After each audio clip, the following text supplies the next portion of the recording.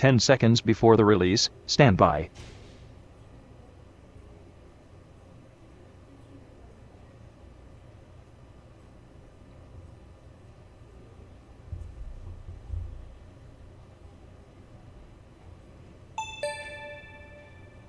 Eurozone unemployment Okay. rate 9.3% versus 9.2%.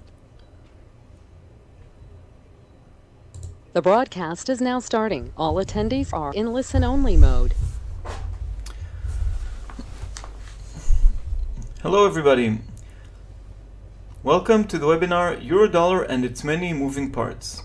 The webinar is brought to you by OctaFX, an award-winning broker that has one of the lowest spreads in the industry. Okay, some housekeeping before we begin. Risk disclaimer: trading foreign exchange on margin carries a high level of risk and may not be suitable for all investors. You should not invest money that you cannot afford to lose. And a hypothetical trading disclaimer: the information in this webinar is provided as general market commentary and does not constitute investment advice. And here are a few words about myself. My name is Yohay Elam, I'm a Forex analyst. I used to be a retail trader and a computer programmer. I founded Forex Crunch back in 2008, and in this webinar and in Forex Crunch I focus on fundamental analysis. Now, today's webinar is the first in a series of webinars about specific currency pairs. We already have one recorded webinar which is an introduction to fundamental analysis, all the things you need to know, and beginning from now we dive into specific currency pairs. Today we start with the world's most popular one, Euro-Dollar, and then we have another one about dollar-yen and many more currencies. Please follow the schedule. So today on the agenda, a few facts about Euro-Dollar, what makes it special, what makes it important. Then the basics of the basics, why the pair is basically bid, okay?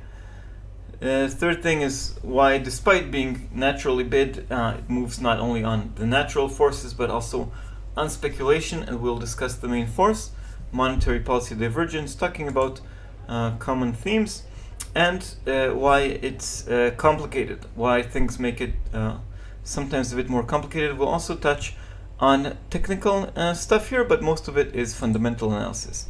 So, a few facts about Euro-Dollar. The US. The US is the #1 world economy, and the Eurozone combined, all the 19 economies together, are #2. Together with China. China and Europe are 2 and 3 more or less. Europe is a bit bigger. The Eurozone is a bit bigger still, despite the rapid growth in China.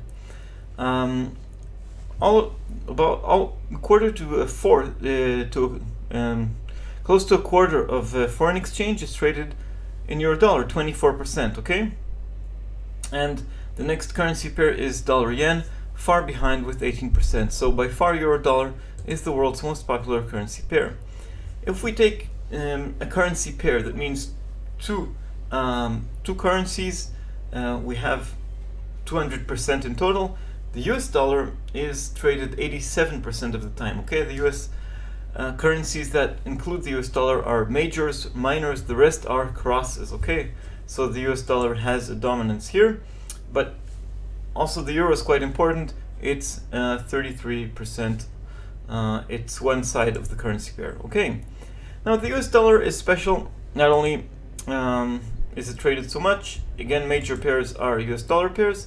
The United States is the world's only superpower at the moment. Well, of course, economically we have China, and in the past we had the Cold War and we had the Soviet Union, but US economy and the US is dominant. It's the world's reserve currency, and most importantly, oil prices are quoted in US dollars. So the most traded commodity is priced in dollars. Okay. Also, the euro is special. No less than 19 countries in the Union.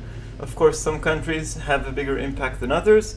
We have small countries like Malta, Cyprus, and Slovenia, all great places, but when we're talking about impact, we're talking about the bigger countries. We're talking about Germany, first and foremost, then France, and then Italy and Spain, the 4 big economies of the Eurozone.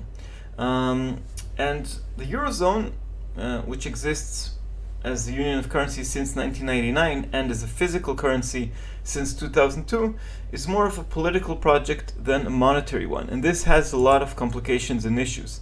So it means that it's not a group of countries which are very similar. If we take the most extreme example, Germany and Greece, two countries that begin with the G. German economy is large, unemployment rate is low, it's very productive, lots of exports, and the Greek economy is, well, small, deteriorating, and of course there are many other differences. So also small countries can sometimes have an impact.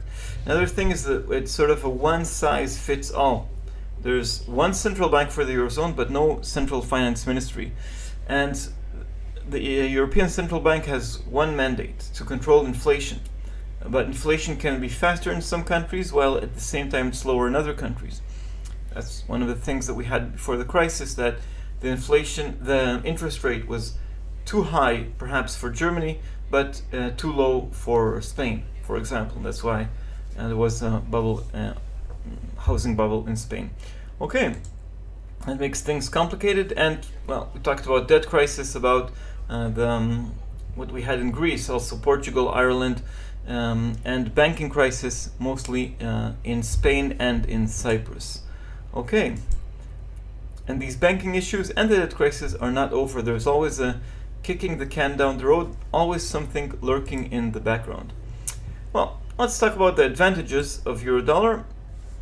It's the most popular currency pair, most traded one. We already mentioned that. That's why it enjoys high volume, high liquidity. You don't see many, it's rare to see gaps or big gaps. You don't see these air pockets, what I call them, when you see the currency pair dropping very suddenly or jumping, because all along trading there are orders, sell orders, buy orders. That makes high volume, high liquidity, and it's tradable. Of course, low spreads, okay, everywhere. Spreads on Eurodollar are very low. It gives an advantage over trading a rare currency pair across, such as, I don't know, Canadian dollar against the South African rand, okay? And there's lots of analysis, so you have lots of information if you want more fundamental, technical, so that's also, of course, an advantage of being the most popular currency pair. And long-term charts, if we talk about technical stuff, long-term charts are usually very telling. So sometimes you can see a trend line that began in 2005 and it's still relevant, and the break below that channel or above that channel is very significant for the bigger trend. Okay, that's something that I've observed over and over again. Okay, now let's talk about the second point. Let's dive a bit deeper. The pair is basically bid. When I say that, what do I mean? That Eurodollar has support, that if nothing happens, the pair goes up. Let's explain. The Eurozone has a trade surplus of around 20 billion euros. That's thanks to German exports, mostly to China, but also other countries. Basically, the Eurozone exports more than it imports. Okay, so there is a positive trade balance. Okay. On the other hand, the United States of America has a deficit of about $40 billion. That means that the United States needs to import more than it exports. Okay? So what does that mean? Well, and also more specifically, 6% of Eurozone imports come from the US, but 13% of exports go to the US. So even if you look specifically at the trade between, on both sides of the Atlantic, between the Eurozone and the United States, the Eurozone has an advantage. And what does this mean? This gap in money, this gap means that money is flowing from the United States to Europe, okay? When we're talking about international trade. And to balance the gap, Eurodollar needs to go up. So it needs to jump even, okay? So again, when nothing else happens, Eurodollar goes up. If foreign exchange were only dependent on trade, on buying cars, olive oil, you name it, it would the Eurodollar would be much higher to balance this trade deficit. Okay. So no news is good news for euro dollar, usually. Okay, so when nothing happens again, it's positive for the euro. Okay, but now our third point continues, and of course, you need to balance things out. Also here, monetary policy divergence. That's the main driver of the pair, and that's why things are not always, again, on work according to nature, according to trade balance, but because there is speculation about central banks, we have very different movements. So monetary policy is based on economic indicators, and that's the biggest mover. And monetary policy, if the interest rates are higher, if they go up, it's a stronger currency. That's why the US dollar, the past few years, if we look at the big picture, is stronger, okay? And another factor in monetary policy is quantitative easing, money printing. We talked about both things more in detail in the first webinar about fundamental analysis. So if you have more of the currency, it is weaker, okay? That's why the euro is falling in the past 2 years. I mean, in the bigger picture, okay? But the direction of travel is more important than the current situation. So, and now I'll talk a bit about what's happening now in markets. Again, trying to keep this webinar a bit more generic, but the current interest rate is in the United States is a range between 1% to 1.25. In the Eurozone, the interest rate, general rate is 0, and the deposit rate is negative, minus 40 points. In the US, they plan in the future to squeeze the balance sheet. That means to have less money out there, to reduce the amount of money, and this should be dollar positive. Less of something makes it more valuable. And the European Central Bank, on the other hand, buys 60 billion euros worth of bonds, of corporate bonds, government bonds every month. So if we look only at these details, okay, higher interest rate in the United States, and in terms of the balance sheet, it's going also in favor of the US dollar. However, this is the situation now, and what matters is the direction of travel. So in what we're seeing most recently is that the European Central Bank is becoming more optimistic, and it's going to end the money printing scheme relatively soon, okay? Relatively soon means in half a year, but central banks move slowly, and the prospects are for printing less money in the Eurozone. On the other hand, in the United States, the Federal Reserve, the central bank there, has doubts about inflation, okay? So they could wait with the next rate hike. So even though the United States, in terms of monetary policy, has an advantage over the Eurozone, euro dollar is going in the other direction because of the change, because of the expectations, because of the direction of travel, okay? And that's a point, well, I said it many times because it's a key point. Expectations move currency, speculation more than the natural stuff, if you wish.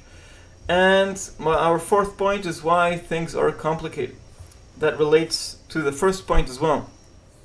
When you have lots of information, lots of analysis, it's sometimes too much information, too much noise in the short term. So that's why we see euro dollar, one of the characteristics is that sometimes it trades very choppily in a narrow range. Once it makes a breakthrough, a breakout to the upside, to the downside, it's a bit more meaningful, and long-term moves are more meaningful, okay? But in the short term, it's too much information, too much noise, okay? Sometimes you can have analysis paralysis. The pair, again, can get stuck in a wait and see mode, and so do traders, because they have just too much information, okay? My recommendation is try to stick to a few analysts that you like, and follow them, but not don't try to follow everybody. You'll just be reading and analyzing charts all the time and never trading, okay? Another thing, with euro dollar, you never know when the next crisis will come. We had 4 or 5 rounds of the Greek crisis, for example. We had issues with Italian banks, with Spanish banks, with Irish debt. You never know when it'll come. We had a surprise crisis from Cyprus, a country with a population of less than 1 million people. Okay, so you have lots of things you never know when it'll come from. It can be black swan, a gray swan, whatever you want to call it. Okay, and something to watch out for. In 2015, not that long ago, 2 years ago, we had a temporary change in the reaction mechanism. Okay, these are big words. What I want to say is that the euro, for a short time, became a safe haven currency. Euro was so cheap to lend in euro that money went to riskier assets, and in times of trouble, including trouble in Greece, money was repatriated back to the eurozone, something that usually happens with the Japanese yen. So everything turned a bit upside down. That was very temporary, but since it happened, it can happen again in the future. Okay, so that's something to watch out for. And well, in general, we talked about crisis. The euro is always under some kind of an existential threat. It has moved away. The euro looks stronger, more stable. Europe is more united. But you never know. But again, it's complicated, but also makes it more fascinating. That's what makes euro-dollar trading more fascinating, less boring. Okay, another thing I want to mention is that it's prone, on the technical level, it's prone to fake outs. Breakouts which are false, which are not real. Okay, you have euro-dollar trading in range, and then moving a bit above only to come back below. Or move a bit below just to trade back into the range. Now, these kind of fake outs, they happen with almost or every currency pair. With euro-dollar, it's a bit more common, so watch out for that. Always ask, is the breakout justified or not? And we discussed it in detail in the previous webinar. You can go back and watch it, how to identify if a breakout is real or false.